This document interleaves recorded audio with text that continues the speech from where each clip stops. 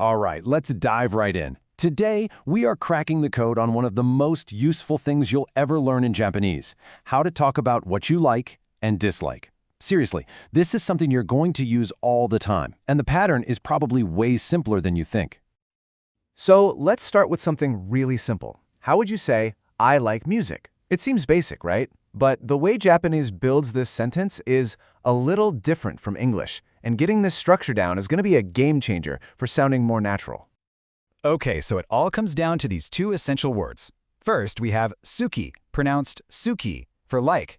And then we have kirai, or kirai, for dislike. These two are the foundation for everything we're about to do.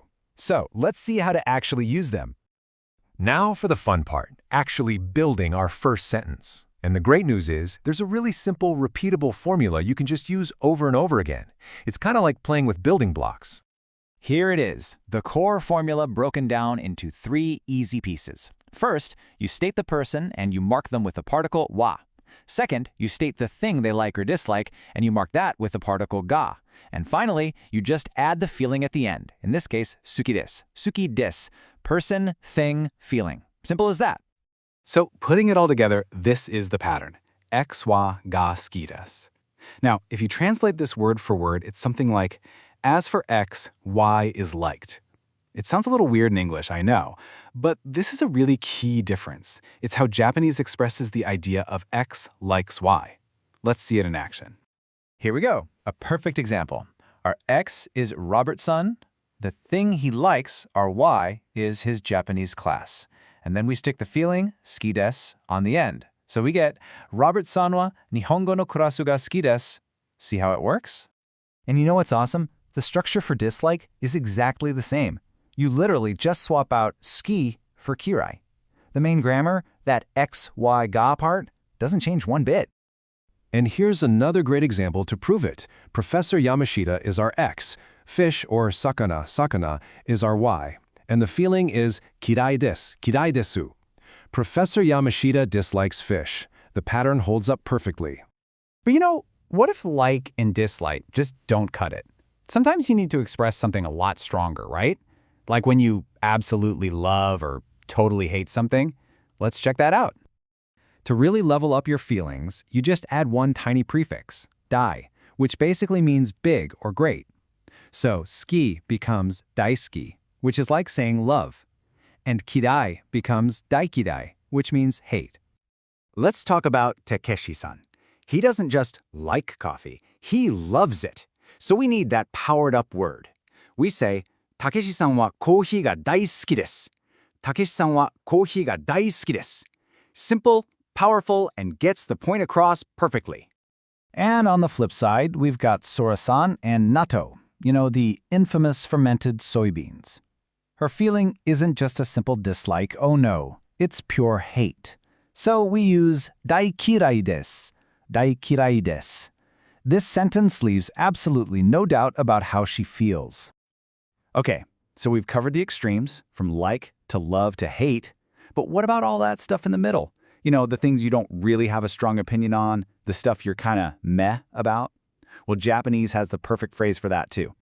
And here it is. I know it looks a little long, but it's actually really logical. It literally means it is not like and it is not dislike. Let's say it. Suki demo, kirai demo, nai desu. Suki demo, kirai demo, nai desu. This is your go-to phrase for being politely neutral. So if someone asks you about sports and you're just not that into them one way or the other, this is your line. Watashi wa sports ga suki demo kirai demo nai desu. It's a super useful phrase. All right, let's tackle our final grammar point for today. So far, we've learned how to state a preference. Now, let's learn how to use that preference to describe something, like how to say, my favorite book. The absolute key here is the particle na. When you want to put suki or kirai right in front of a noun to describe it, you have to connect them with na. So favorite book becomes sukina hon. Easy, right? Let's see this in a full sentence. Kore wa means this is. Watashi no means my. And then comes our new little phrase, sukina hon, our favorite book. Put it all together. This is my favorite book. And guess what? It works the exact same way for dislikes. If you wanted to say an animal I dislike, for example, you'd use kirai na dobutsu, kirai na dobutsu. That na particle is the magic glue that connects the feeling directly to the noun. Okay, we have seen all the patterns. Now it is time to put all that knowledge to the test and see how it all fits together. You ready for this? First challenge. Okay, think back to that strong feelings pattern. You've got the person, my mother, you've got the thing, coffee, and you've got the feeling, loves. How would you build that sentence? Go ahead and pause here if you need a second to think. And there's the answer. Watashi no okasan, for my mother. Then our pattern, coffee ga daisuki desu. Coffee ga daisuki desu. How'd you do? Did you get it right? Okay, one more for you. This one uses our modifier pattern. Remember how you turned like into favorite when it's describing a noun like movie? Take a second, piece it all together. The answer you were looking for is これは私の好きな映画です。これは私の好きな映画です。